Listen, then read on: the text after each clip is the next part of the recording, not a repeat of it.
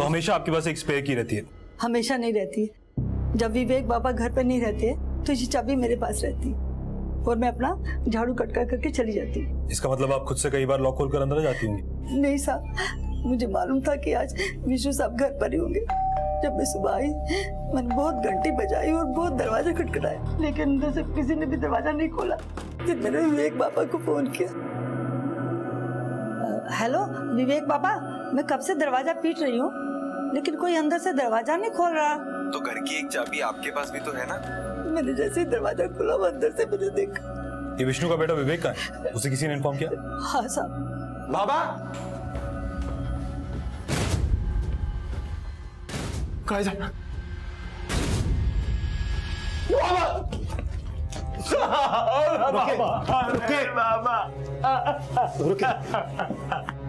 रुके रुके, संभालिए संभालिए अपने आप को। मैं कभी बाबा की अलमारी नहीं चेक करता था, पर हाँ लगभग 1 महीने पहले बाबा ने अलमारी से पैसे निकाले थे। उसमें करीबन 500 के 4 गड्डियां थी।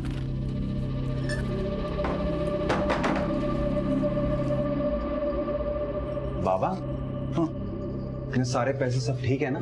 हाँ बेटा, सब ठीक है। आप देने जा रहे हो किसी को? हाँ, अरे वो एक गाड़ी फंस गई है, उसे छुड़ाना है। गाड़ी? कौन सी गाड़ी? जी, बाबा का गाड़ियों का बिजनेस था।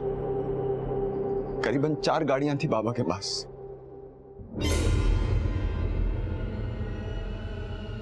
तुम आखिरी बार विष्णु से कब मिली थी? सर, जिस दिन विवेक जी यहाँ से गए थे 11 मई को। उसके बाद तुम्हारा यहाँ एक बार भी आना नहीं हुआ? नहीं सर, उस दिन मैं यहाँ आखिरी बार आई थी।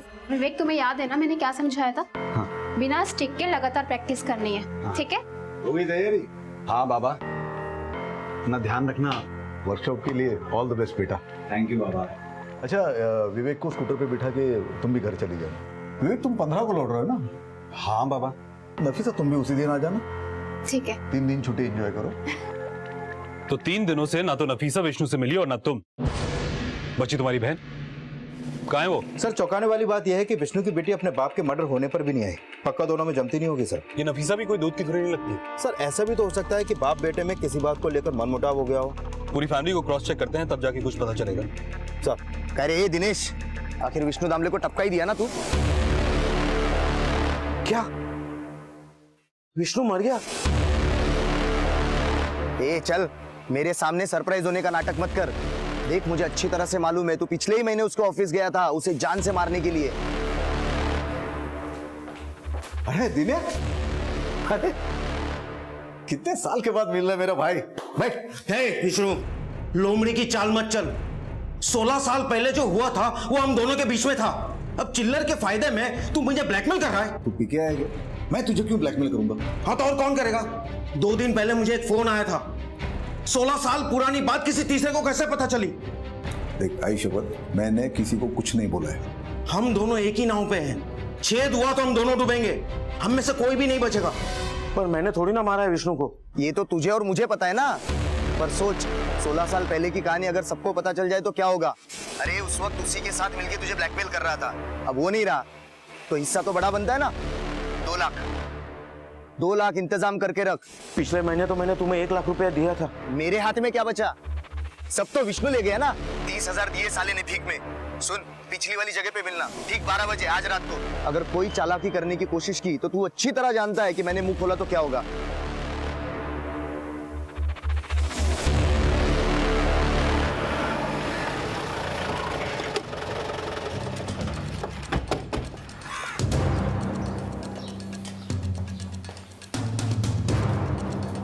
सरिता जी।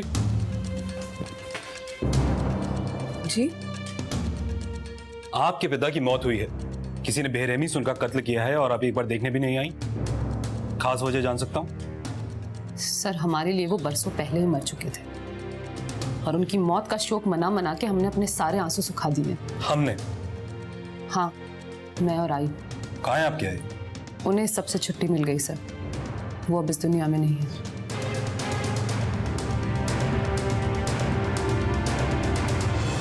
अपने बाबा के खिलाफ इतनी नफरत, आखिर ऐसा क्या किया था उन्होंने? खूनी थे वो। खूनी? किसे मारा था उन्होंने? तुलसी एक बार सिर्फ एक मौका दे, एक मौका। अरे तूने जिसे मारा है क्या उनकी जिंदगी वापस आ सकती है तुझे मौका देने से? नहीं ना। हे भगवान विष्णु, मुझे ऐसे खूनी के साथ नहीं रहना है। और हाँ, आइंदा मुझे और मेरे बच्चों को मिलने की कोशिश भी मत करना। चला। सरो था। आपने अब तक ये नहीं बताया कि किसका खून किया था आपके बाबा ने। वो सर, वो मुझे नहीं पता। आपकी आई ने कभी आपको ये बात नहीं बताई? ये तो क्या, बाबा से जुड़ी कोई भी बात आई कभी नहीं करती थी। एक तरफ विष्णु दामले की बेटी सरिता बर्वे का यह कहना था कि करीब 16 साल पहले विष्णु ने खून किया था, और दूसरी तरफ चल रहा था ब्लैकमेल का एक ऐसा खेल जहां भुवन विष्णु के 16 साल पुराने दोस्त दिनेश के खिलाफ उस राज को हथियार बनाकर उससे पैसों की मांग कर रहा था। अगर विष्णु ने सच में खून किया था तो फिर वो पकड़ा क्यों नहीं गया? सरिता अपने पिता के बारे में जो कुछ कह रही थी, क्या वो सच था? विष्णु की जिंदगी का 16 साल पुराना राज क्या आज उसे इतना भारी पड़ा कि उसकी कीमत उसे अपनी जान देकर चुकानी पड़ी? जब आप सब श्योर थे कि विष्णु जी ने किसी का खून किया है, तो फिर आपका भाई विवेक उनके साथ क्यों रहता था? सर, हमारी आई को गुजरे 2 साल हो गए। जब आई हमें छोड़ के गई तब बाबा हमसे मिलने आए।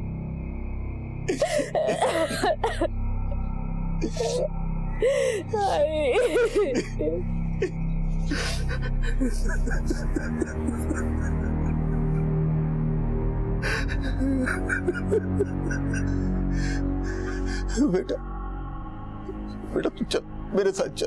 अरे अब तो तुलसी भी नहीं रही, वो घर, वो कारोबार, सब कुछ तेरा है बेटा। चल बेटा। जो कुछ किया है ना आपने, उसी गम में चली गई आई। और ये मत समझिएगा कि आई के जाने के बाद हम कमजोर पड़ जाएंगे। बेटा मैंने कहीं नहीं जाएगा वो। ले, मुझे आपके घर, आपके बिजनेस में कोई दिलचस्पी नहीं है। अब प्लीज जाइए यहाँ से। मेरे क्या चाहिए यहाँ से? अगर वो अपने पिता से इतनी ही नफरत करता था तो वो उनके साथ रहने क्यों गया? सर, आई की मौत के बाद विवेक मेरे ही साथ रहता था और बाबा बार बार उसे ले जाने की कोशिश करते रहे। फिर जिस दिन विवेक का बर्थडे था उस दिन happy birthday to you, happy birthday to you, happy birthday dear Vivek, happy birthday to. आपको किसी ने नहीं बुलाया? मैं तो विवेक के लिए ये 4 पहियों वाला स्कूटर लाया हूं। लो, आप रखिए इसे। आपके पाप की कमाई आपको ही मुबारक हो, हमें नहीं चाहिए। विवेक को स्कूटर की कोई जरूरत नहीं है, आप जाइए यहाँ से। उसके 2 दिन बाद विवेक ने बाबा के साथ रहने का फैसला ले लिया। उसके इस फैसले ने मुझे बहुत दुखी किया, मुझे बहुत गुस्सा भी आया। और उस गुस्से में आपने अपने बाबा... आप कौन? ये मेरे पति हैं। क्या नाम है आपका? भुवन, भुवन बर्वे। तो भुवन, आपने भी कसम खा रखी थी इन लोगों की तरह अपने ससुर से ना मिलने की? नहीं नहीं साहब, इन लोगों के लिए जो भी हो, मेरे लिए तो वो पिता समान थे। बाकी थोड़ा काम में बिजी रहता हूँ इसलिए उनके घर नहीं जा पाया। अभी भी थोड़ा बिजी हूँ। बरं मी काय म्हणतो, विवेक को फोन करके सामान पैक करने के लिए कह देना, मी संध्याकाळी घेऊन येतो त्याला। हाँ? सर, मैंने विष्णु दामले के अतीत के बारे में पता किया, पर ऐसा कोई केस सामने नहीं आया जहां पर किसी का मर्डर हुआ हो। पर सर, जांच में एक जरूरी बात सामने आई है। क्या? विष्णु दामले के नाम पे 25 लाख रुपए का इंश्योरेंस था, और इस इंश्योरेंस का नॉमिनी उसका बेटा विवेक दामले है। कहीं ऐसा तो नहीं कि इस 25 लाख के चक्कर में विवेक ने अपने बाप को मार दिया हो? सर, ऐसा भी तो हो सकता है कि शायद विष्णु दामले ने 16 साल पहले किसी का मर्डर किया हो, जो इन्वेस्टिगेशन में पता नहीं चला हो, और अब जाके उसका बदला किसी ने निकाला हो। इस 16 साल पहले रहस्य के साथ विष्णु दामले अपने पीछे कई सवाल छोड़ गया है। इन सवालों का जवाब ढूंढने के लिए हमें इसके अतीत को अच्छे से खंगालना पड़ेगा। विवेक, तुम्हारे बाबा ने तुम्हें कभी बताया कि उन्होंने किसका खून किया था? ये सब आपको मेरी बहन ने बताया ना, बस इसी वजह से मेरी उसके साथ नहीं बनती है। सर, मुझे आई ने कभी नहीं बताया कि बाबा ने कभी किसी का खून किया था। चलो मान लेते हैं कि तुम्हारे बाबा निर्दोष थे, उन्होंने किसी का खून नहीं किया, फिर क्या वजह थी कि तुम्हारे बाबा और तुम्हारी आई के बीच में इतना मनमुटाव था? एक्चुअली 16 साल पुरानी बात है सर। तब बाबा बहुत शराब पिया करते थे, लड़कियों की आदत थी उन्हें, कोई काम वगैरह नहीं करते थे। लेकिन बाद में वो सुधर गए थे, सब कुछ छोड़ दिया था उन्होंने। पर आई और दीदी ने कभी उन्हें दूसरा मौका दिया ही नहीं। तो मुझे लगता है कभी कभी ठीक ही हुआ, बाबा को उन लोगों की नफरत से मुक्ति तो मिली। और नफरत तो तुम भी करते थे अपने बाबा से, मगर तुम्हारी नफरत प्यार में बदल गई। क्या वजह थी? ये 4 पहिए वाला स्कूटर या 25 लाख रुपए? बिल्कुल भी नहीं सर। सॉरी सर, अगर आपकी पूछताछ खत्म हो गई हो तो क्या मैं विवेक को लेके जा सकता हूँ? बिल्कुल, मगर याद रखना विवेक, पुलिस को बताए बिना तुम इस शहर से बाहर नहीं जाओगे, समझे? इन दोनों भाई बहन में से कोई एक आदमी झूठ बोल रहा है। एक काम और करते हैं, आसपास के लोगों से पता करते हैं कि इनके आपसी रिश्ते कैसे थे। तुमने इनके कॉल रिकॉर्ड्स चेक किए? हाँ सर, मैंने विवेक और सरिता दोनों के कॉल रिकॉर्ड चेक किए, दोनों क्लीन निकले। मर्डर के वक्त दोनों के फोन की लोकेशन विष्णु का घर नहीं था सर। जांच में एक चौंकाने वाली बात सामने आई है। वो क्या? सर, विष्णु दामले ने अपना घर मरने के बाद अपनी बेटी सरिता बर्वे के नाम कर दिया। जिस घर में उसने कभी कदम नहीं रखा, अब उस घर पे दावेदार। जरूर कुछ गड़बड़ है। इस भाई बहन के एंगल को और चेक करते हैं। आ जाओ।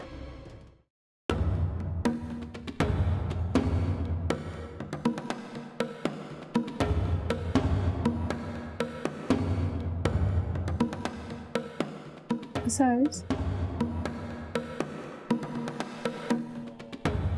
क्या बोली तू पुलिस को?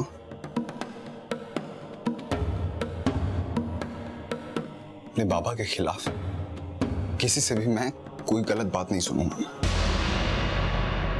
पुलिस ने इस बारे में पता लगाना शुरू कर दिया था कि विष्णु का अपने बेटे विवेक के साथ कैसा रिश्ता था। साहब, मैं और विष्णु दोनों साथ में ड्राइवर का काम करते थे। उसके बाद उसने ट्रैवल्स का बिजनेस शुरू कर दिया। गाड़ियां भाड़े पे चलती हैं साहब। बहुत मेहनत की साहब उसने, सब अपने परिवार के लिए। अपने बेटे से बहुत प्यार करता था वो। उसने तो साहब अपने बेटे के लिए अपने खर्चे में कटौती करके केयर टेकर भी रखी थी। जब मैं सुबह 9 बजे आती थी तो विष्णु जी चले जाते थे, और जब रात को 9 बजे वो आते थे तब मैं चली जाती थी। दोनों को साथ में कम देखा है मैंने। अच्छा, सबसे ज्यादा वक्त विवेक के साथ आप रहते थे। कभी कुछ बोला उसने अपने बाबा के बारे में? वो हमेशा अपनी आई को बहुत मिस करता था, हमेशा उन्हीं की बात किया करता था। साहब, विवेक उसके बाबा में बहुत अच्छे रिश्ते थे। 1 साल पहले बहुत बवाल हो गया था उन दोनों में। किसके? विवेक और उसके बाबा विष्णु के बीच में? हाँ साहब, मुझे अच्छे से याद है। उस दिन विवेक का जन्मदिन भी था। Happy birthday to you, happy birthday to you, many many happy returns of the day. ये गिफ्ट सिर्फ तुम्हारे लिए। न्यू ब्रांड लैपटॉप, उस दुकान में सबसे महंगा वाला था, वो खरीदा तुम्हारे लिए। आपको क्या लगता है आप अपने महंगे तोहफों से खरीद लोगे मुझे? मैं यहाँ पर आपके पास रहने आ गया हूँ, उसका मतलब ये नहीं कि मैंने आपको माफ कर दिया है। सुना आपने? और साहब, एक बार तो बहुत कुछ हो गया था बाप बेटे के बीच में, और विवेक तो सुसाइड भी करने वाला था। विवेक, तुम अपने बाबा के सपोर्टर तो बनते हो, मगर हमें मालूम है कि तुम उनके साथ खुश नहीं थे। सच बताओ विवेक, इतने सालों के बाद अपने बाबा विष्णु के पास जाने की असली वजह क्या थी? सर, वो मैं अपनी बहन पर बोझ नहीं बनना चाहता था। दीदी, एक रोटी देना। हाँ लाई। एक क्यों? 2 ले ले, 4 ले ले, ये ले मेरे प्लेट में की भी ले ले, 10-20 ले ले, आराम की है ना। तेरा बाप तुझे लेने आया तो तू गया क्यों नहीं? तूने मुझे पहले क्यों नहीं बताया?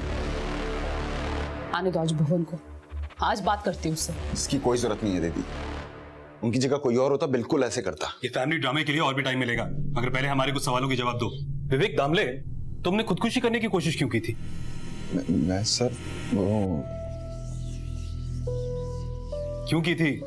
मैं अपने बाबा के पास रहने तो चला गया था सर, लेकिन अपने दिल से नफरत नहीं हटा पाया उनके लिए।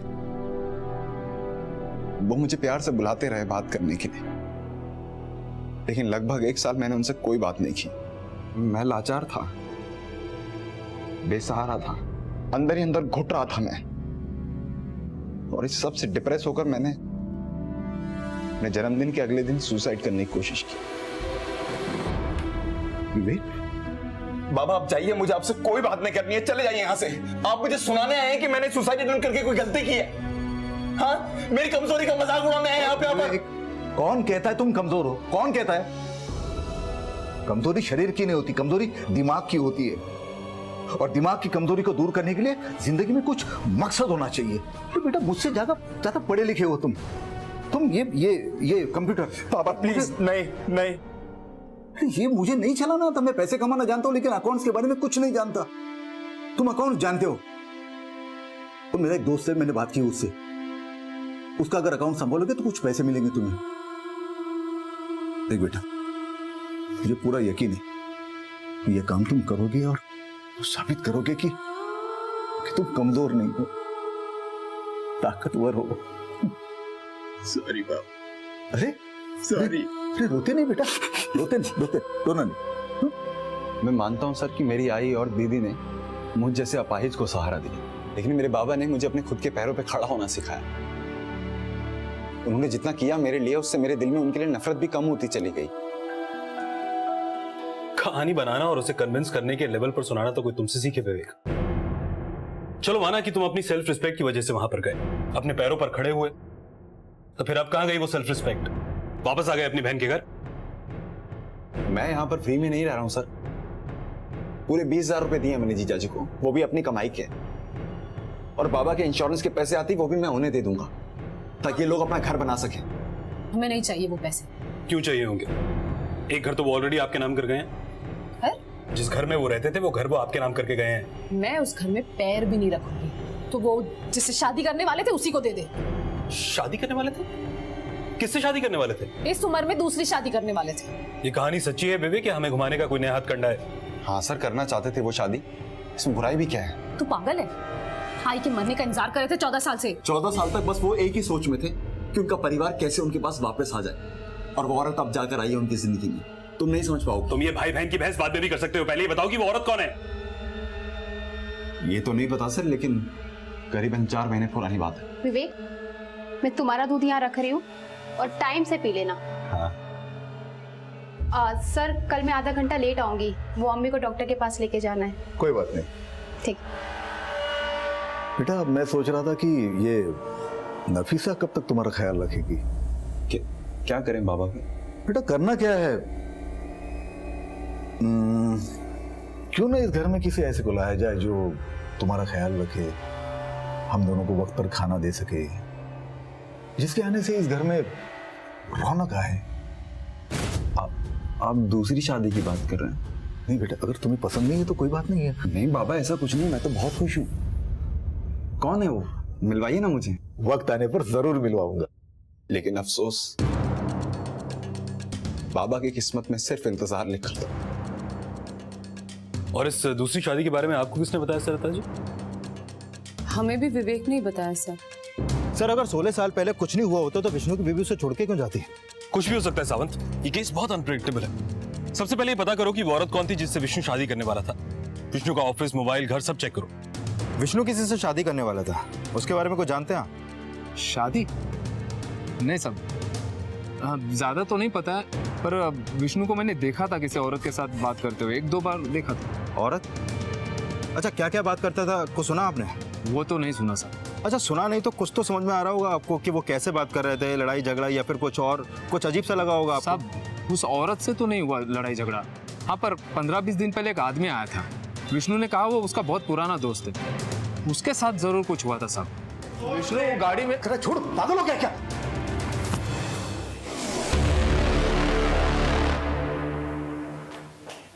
कौन था ये? दोस्त है पुराना, 16-17 साल पुराना। नाम जानते हो उसका? नहीं साहब। चेहरा तो याद होगा, स्केच बनवा सकते हो? जी हाँ साहब। कह रहे ये कोई भीख नहीं मांगी थी जो 50,000 भेजा है तूने? 2 लाख मांगे थे ना मैंने? मेरे पास 50,000 ही थे। मेरे पास तेरा राज है, बोल दो पुलिस को जाके। नहीं नहीं, पुलिस को कुछ मत बताना प्लीज, प्लीज मुझे थोड़ा टाइम दो। कल फोन करता हूँ, कहीं से भी बाकी के पैसे अरेंज कर।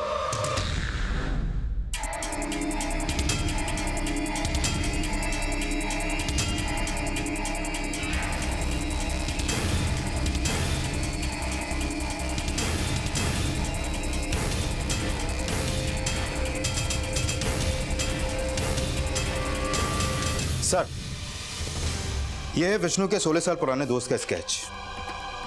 सर, वैसे एक चौंकाने वाली बात सामने आई है। क्या? ये देखिए सर, विष्णु की मेडिकल हिस्ट्री, ये उसके ऑफिस से हमें मिली है। 15 तारीख की medical report, Vishnu HIV positive था। HIV positive? हाँ सर, लेकिन ये समझ में नहीं आ रहा कि अगर विष्णु HIV पॉजिटिव था तो वो शादी क्यों करना चाह रहा था? कहीं ऐसा तो नहीं कि जिस औरत से विष्णु शादी करना चाहता था उस औरत को विष्णु से HIV हो गया और ये बात उस औरत को पता चल गई हो इसलिए उसने विष्णु को मरवा दिया हो? ये विष्णु जितना सीधा लगता है उतना है नहीं। स्केच को सर्कुलेट करो, पता करो ये आदमी कौन है। Sir, HIV positive? जी। देख लिया बाबा का असली रंग। इस उम्र में भी ये सब।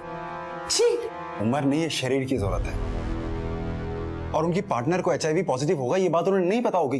तुझे क्या टोटका कर दिया बाबा ने? तुझे सब ठीक लगता है? इसे पहचानते हैं आप लोग? आपके बाबा का बहुत पुराना दोस्त है।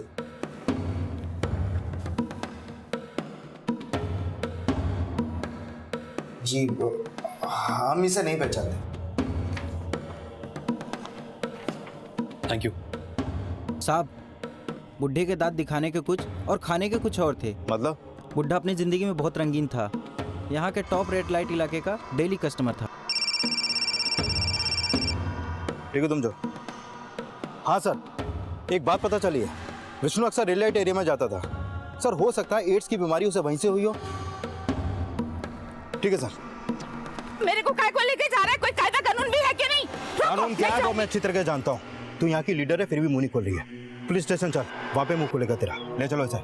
अरे साहब, बताती है मैं आता था, हमारा रेगुलर कस्टमर था वो।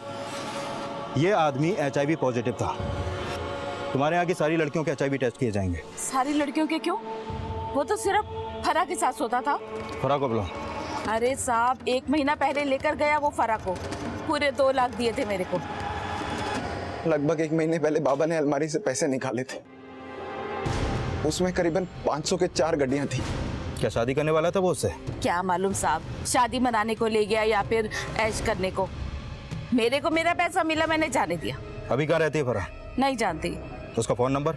अरे साहब, यहाँ से जाने के बाद कोई अपना पुराना नंबर चालू रखेगा क्या? फरा का कोई फोटो और उसका पुराना नंबर दो मुझे। हे बक दिनेश, 2 घंटे और 1 लाख। आसमान नीचे कर या जमीन उल्टा पलट, जो करना है कर, लेकिन 2 घंटे में अगर मेरे हाथ में 1 लाख रुपए नहीं हुए ना तो तेरे हाथ में हथकड़ी होगी। कहाँ से लाऊं? तुझे बोलना है ना पुलिस को, जा बोल दे जा। तू बताएगा तो तू भी ब्लैकमेलिंग के केस में फंसेगा। जा बता दे। और सुन, अब यहाँ फोन मत करना।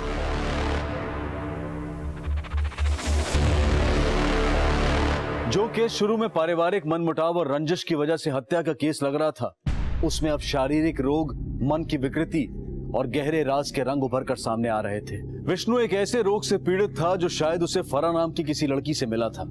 फरा से विष्णु का नजदीकी रिश्ता था। क्या इस रिश्ते के मुखौटे के पीछे कोई ऐसी बात थी जो विष्णु की मौत की वजह बनी? और 16 साल पहले विष्णु के साथ जो हुआ उसे पुलिस को बताने की बजाय भुवन उस राज को राज रखने के लिए दिनेश राणे को धमका रहा था। क्या विष्णु ने उसे ऐसा करने के लिए कहा था? और अगर हाँ तो क्यों? क्या था ये राज? सर, विष्णु इसी लड़की के साथ रेड लाइट एरिया से निकला था और लगभग 1 महीने से इस लड़की का पुराना नंबर बंद है। और सर, विष्णु ने पूरे 2 लाख रुपए की कीमत चुकाई थी इस लड़की के लिए। सर, हो सकता है कि इसी लड़की की वजह से विष्णु को HIV हुआ हो। ये भी तो हो सकता है कि विष्णु को पहले से HIV हो और इस लड़की को विष्णु की वजह से HIV हुआ हो और इस लड़की को इस बात का पता चल गया हो और इसलिए इसने विष्णु को मरवा दिया हो, या इसके किसी खास आदमी ने विष्णु को मार दिया हो। सर, साकीनाका थाने के इंस्पेक्टर ने बताया कि ये स्केच वाला बंदा अंधेरी का फेमस रियल एस्टेट एजेंट है। सर, इसका नाम दिनेश राणे है और ये है इसका नंबर। फौरन से फोन लगाओ सर, अगर इसने कुछ गड़बड़ की होगी तो फोन पक्का स्विच ऑफ होगा।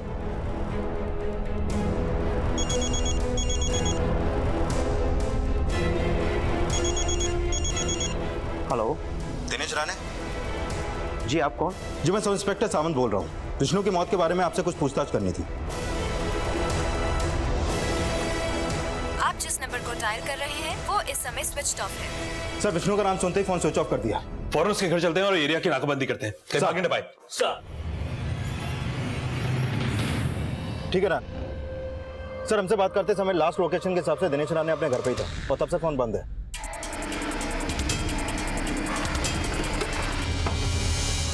ये रात को पैसे लेके कहाँ जा रहे हैं आप? ये विष्णु खुद तो मर गया, मेरी जिंदगी बर्बाद कर गया। कौन हो, आपका दोस्त? दोस्त नहीं, दुश्मन था मेरा। एक घर देखने जा रहा हूँ वलसाड़ में, तुम्हारे फोन पे फोटो भेज देता हूँ, अच्छी लगे तो बता देना, टोकन देके 2 दिन में आ जाऊंगा वापस। सुनो, इतने पैसे कहाँ से आए तुम्हारे पास? तुम कुछ गलत काम तो नहीं कर रहे हो? अरे यार समझा करो, उधार लिए है किसी से।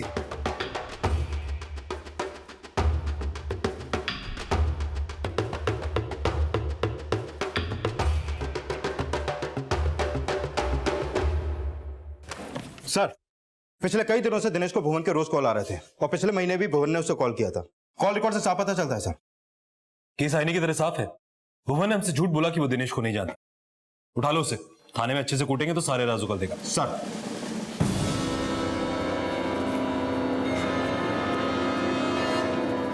तुम अंदर जाओ, तुम उधर चेक करो, पूरा घर छान मारो। अरे क्या हुआ? भुवन कहाँ है? तुम्हारा पति भुवन कहाँ है? आधे घंटे पहले वलसाड़ के लिए निकला है।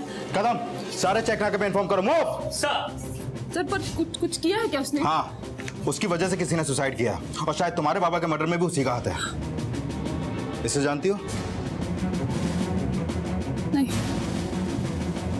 भुवन का जैसे ही कुछ पता चले हमें इन्फॉर्म करना, नजर रहेगी तुम लोगों पे।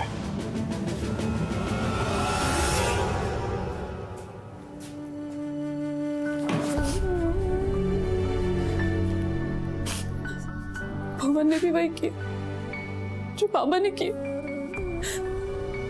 एक बार भी नहीं सोचा हमारे बारे में।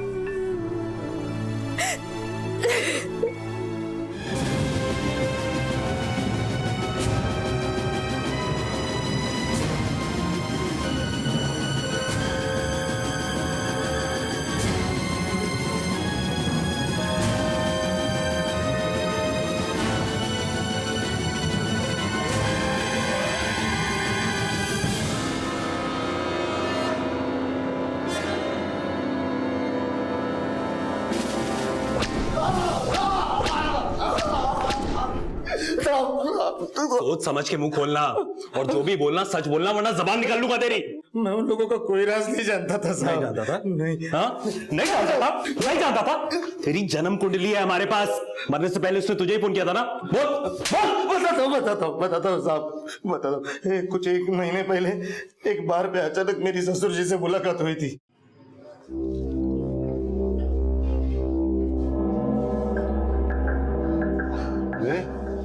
अबे बापू, बस नहीं नको क्या बात है? जीत का जश्न मना रहे हैं या हार का गम? हार और जीत का फैसला तो तभी होता है जब खेल पूरा होता है। यहाँ तो जिंदगी का खेल आधे में ही खत्म हो रहा है। मैं सोचा था सरिता को मना लूंगा, पर किस्मत के साथ वक्त ने भी हाथ छोड़ दिया है। ऐसा क्या किया है आपने जो वो लोग आपसे इतना नाराज है? सरिता तो आपकी शक्ल तक नहीं देखना चाहती। पाप किया है मैंने, प्रायश्चित करना चाहता हूं, लेकिन अभी प्रायश्चित करने के लिए भी मेरे पास वक्त नहीं है। मैं चाहूं तो सारा प्रायश्चित एक बार में कर लूं, दीना की वजह से नहीं कर सकता। दीना? कौन दीना? दिनेश राणे मेरा दोस्त, फैमिली वाला आदमी। मेरी वजह से फुकट में ये पुलिस के जंजाल में फंस जाएगा। ऐसा किया क्या था आपने?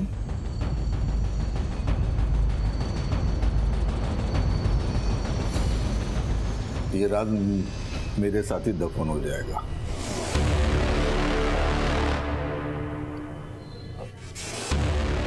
क्या नाम बताया था? दिनेश राणे।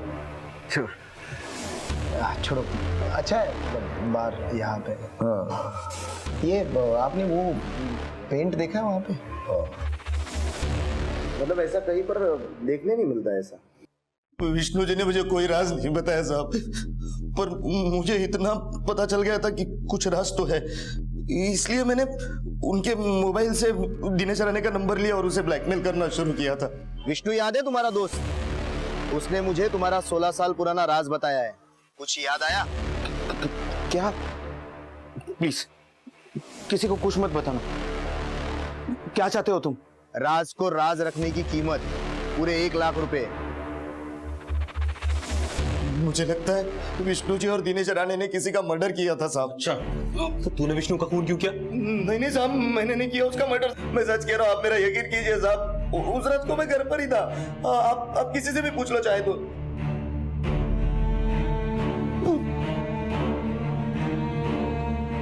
सर भवन सही कह रहा है, मर्डर वाले दिन फोन लोकेशन के हिसाब से वो अपने घर पे ही था। शायद सरिता भी सच कह रही है कि विष्णु ने किसी का मर्डर किया था, वरना दिनेश भुवन को इतने पैसे क्यों देता और खुद सुसाइड क्यों करता? 16 साल पहले जरूर कुछ बड़ा हुआ था। दीदी पानी देना। पान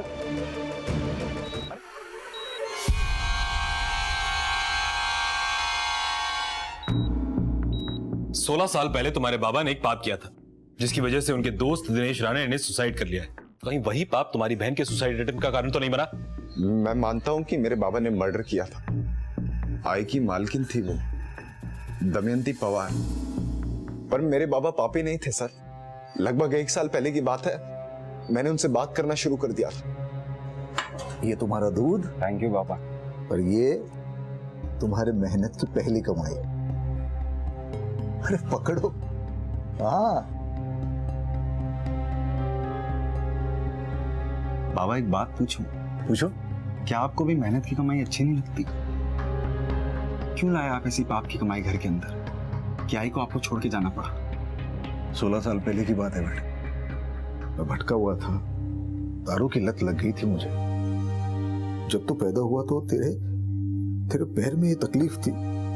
इस बीमारी ने तुझे तो तकलीफ दी, पर मुझे बहुत मजबूत बना दिया। तेरे इलाज के लिए पैसों की जरूरत थी। मैं नौकरी करने के लिए तैयार था। तुलसी कह रही थी कि तुम्हें काम की बहुत जरूरत है। मैं भी कई दिनों से एक बंदे को ढूंढ रही हूँ। मुझे काम करवाना है, तुम करोगे? होए, क्या काम क्या है?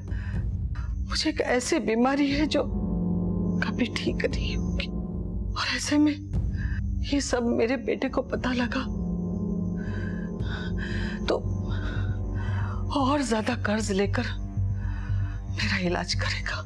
मालकिन, लेकिन इलाज से आप ठीक हो जाएंगे ना? अब उसका कोई फायदा नहीं है। तो अब तू ना तू मुझे मार दे।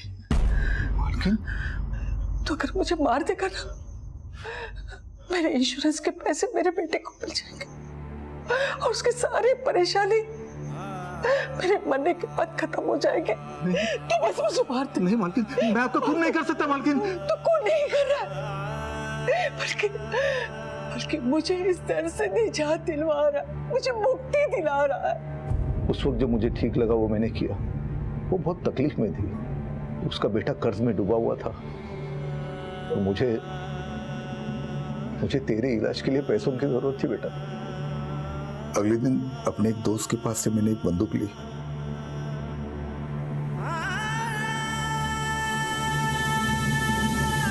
मरने से पहले उसने मुझे बोला था कि अलमारी में कुछ पैसे और जेवर रखे हैं, मेरे इस काम के बदले में मुझे लेने थे। खून करने के बाद मैं दोस्त के घर गया, उसने बंदूक ठिकाने लगाई, आधे पैसे मैंने उसको दे दिए। फिर मैं अपने घर आया, तेरी आई को ये बात बताई तो उसे विश्वास ही नहीं हुआ कि कोई अपना खून करवा सकता है। मुझे खुद को पोलियो है सर, और मैंने कितनी बार चाहा कि मुझे मेरे शरीर से मुक्ति मिल जाए, मगर मैंने आपको ये बात कभी नहीं बताई क्योंकि मुझे पता था कि आप यकीन नहीं करेंगे मेरी बात पर। 16 साल पहले उस औरत को बीमारी थी तो उसका मर्डर हो गया। अब तुम्हारे बाबा बीमार थे तो उनका भी मर्डर हो गया। ये 16 साल पुरानी कहानी अपने आप को रिपीट तो नहीं कर रही है ना? विष्णु की मौत से ज्यादा उसकी जिंदगी रहस्यमय थी, और ये रहस्य उसने सिर्फ विवेक को बताया था। और विवेक के मुताबिक 16 साल पहले उसके पिता ने जो हत्या की थी वो एक मर्सी किलिंग थी, और उसे खुद दमयंती बजाज ने करवाया था। क्या यही वो 16 साल पुराना राज था जिसकी वजह से विष्णु का परिवार बिखर गया था? क्या दिनेश ने आत्महत्या की थी, या फिर ये भी विवेक की सोची समझी चाल थी अपने नाम से शक की सुई दूर हटाने की?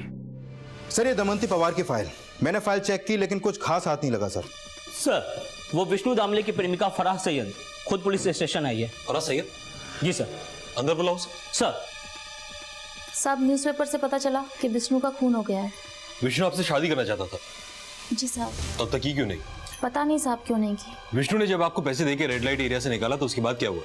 साहब वो मुझे एक जगह लेकर गया जहाँ 2 दिन तक मैं कमरे में बंद थी। और हाँ साहब, वो मुझे हॉस्पिटल भी लेकर गया था जहाँ मेरे खून की जांच कराई थी। 2 दिन बाद जब वो लौट कर आया तो उसने कहा कि वो मुझसे शादी नहीं कर सकता क्योंकि उसका बेटा विवेक राजी नहीं है। उसके बाद वो वहाँ से चला गया साहब, और उसने मुझे फ़ोन करने को भी मना किया था। फराह, क्या आपको मालूम है कि विष्णु HIV पॉजिटिव था? क्या? नहीं साहब, इसके बारे में तो मुझे कोई जानकारी नहीं है। हमें तुरंत आपका HIV टेस्ट कराना होगा कि विष्णु से बीमारी आपको न लग गई हो। सर, फराह का HIV टेस्ट नेगेटिव आया है। नेगेटिव? कहीं ऐसा तो नहीं कि इस वजह से विष्णु ने फराह से शादी नहीं की थी? सर, क्या सच में कोई इंसान किसी के लिए इतना कर सकता है? कर सकता है अगर प्यार सच्चा हो तो। लेकिन ये विष्णु आदमी अच्छा था या बुरा, ये समझ में नहीं आ रहा है। लेकिन सावंत, 16 साल पहले विष्णु ने जो मर्डर किया था उससे जरूर कोई क्लू मिल सकता है। दमयंती केस। हमें दमयंती केस के इन्वेस्टिगेशन ऑफिसर से मिलना होगा। इस केस की फाइल मैंने देखी है। पोस्टमार्टम की रिपोर्ट के मुताबिक दमयंती को ब्रेन ट्यूमर था, लास्ट स्टेज। आपने इस पर गौर किया? नहीं, हमें लगा कि यह हत्या लूट की वजह से की गई। तो जो पहले से ही मरने वाला हो उसे मारने की प्लानिंग भला कोई क्यों करेगा? और जिस किसी ने भी ये लूट की है या उसके बाद उसकी हत्या की है वो कभी पकड़ा नहीं गया। पकड़ा तो जा सकता था मगर उसकी भी हत्या हो चुकी है। कौन था वो? दमयंती की मेट तुलसी का हस्बैंड विष्णु। आपने कभी विष्णु से बात की? इस मेट से तो हमने पूछताछ की थी और काफी टाइम तक ये हमारी सस्पेक्ट भी थी, लेकिन इसके हस्बैंड से हमने कभी पूछताछ नहीं की। शक करने का कोई कारण ही नहीं था क्योंकि बाहर का आदमी था। सर, ये विष्णु के मर्डर का केस दमयंती के केस जैसा तो नहीं हो सकता है सावंत। हम घर वालों को तो खंगाल चुके हैं, बाहर वालों की बारी है। नफीसा और उस बाई पर नजर रखो, उनके कॉल डिटेल्स, लोकेशन सब निकालो। ओके सर, विष्णु के घर की बाइक के कॉल रिकॉर्ड्स और लोकेशन डिटेल से तो कुछ भी पता नहीं चला, पर मर्डर वाली रात विवेक की केयरटेकर नफीसा 1 नंबर के काफी कांटेक्ट में थी। मैंने उस नंबर की लोकेशन डिटेल चेक की तो पता चला कि वो नंबर मर्डर वाली रात विष्णु के घर के इलाके में ही कहीं एक्टिव था। पता करो ये नंबर अभी कहाँ एक्टिव है। सर,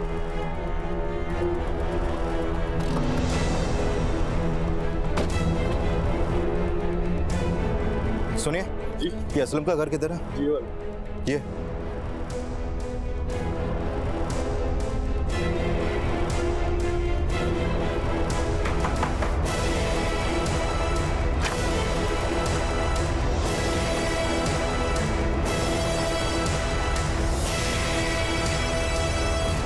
क्यों मारा विष्णु दामले को? क्यों मारा? सर, हमने जानबूझ के नहीं मारा उनको। नफीसा, मेरे मरने के बाद मेरे बेटे को इंश्योरेंस की 20 लाख रुपए मिलेंगे। ये तब हो सकता है जब मेरी मौत हो, लेकिन मैं तड़प तड़प के नहीं मरना चाहता और ना ही मैं सुसाइड कर सकता हूँ।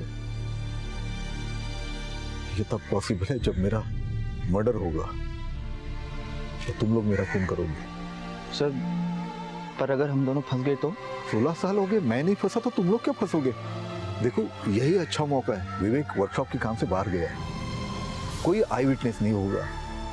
अलमारी में 2 लाख रखे होंगे, वो लेकर चले जाना। और हाँ, जाते वक्त घर का सारा सामान जो है बिखेर देना ताकि लोगों को लगे कि चोरी के इरादे से मर्डर हुआ है।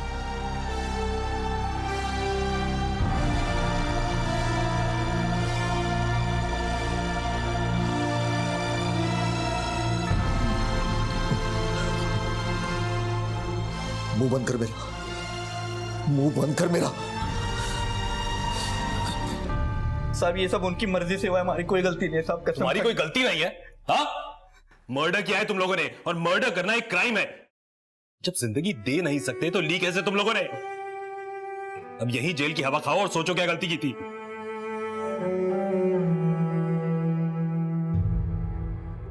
सरिता जी, नो डाउट आपके बाबा एक बहुत अच्छे आदमी थे, बहुतों के लिए बहुत कुछ किया उन्होंने, मगर अच्छे मकसद का रास्ता भी तो अच्छा होना चाहिए ना। अफसोस कि कानून की नजर में वो सिर्फ एक खूनी है, और क्योंकि अपना खून भी उन्होंने खुद करवाया इसलिए उनकी इंश्योरेंस के 25 लाख रुपए तुम्हें नहीं मिल सकते। विवेक, नहीं चाहिए सर 25 लाख रुपए। उससे कीमती चीज मेरे बाबा ने मेरे को दी, मुझे जीना सिखाया, मुझे हौसला दिया अपने पैरों पे खड़े रहने का। नहीं चाहिए कुछ। समय और परिस्थितियां हमेशा एक समान नहीं रहती, क्योंकि बदलाव ही प्रकृति का नियम है। फिर चाहे हम जितने भी प्रयास क्यों ना कर लें, बदलाव हमेशा अपनी ही गति से आता है। ये समझना बेहद जरूरी है कि जीवन कभी एक क्षण में नहीं बदलता, और जिस प्रयास के पीछे अपराध छुपा हुआ हो वो कभी सफल नहीं होता। विष्णु के प्रयास में भी अपराध का बोझ छुपा था, जिसका अंजाम उसके परिवार को भुगतना पड़ा, और विष्णु की मौत के बाद भी उसके प्रयास सफल नहीं हो पाए। अब मैं अनूप सोनी आपसे विदा लेता हूं, फिर मुलाकात होगी अगले एपिसोड में एक और चौंका देने वाले केस के साथ। तब तक अपना और अपने परिवार का ख्याल रखें और देखते रहें क्राइम पेट्रोल डायल 100। सबक एक को, सीख हम सबको।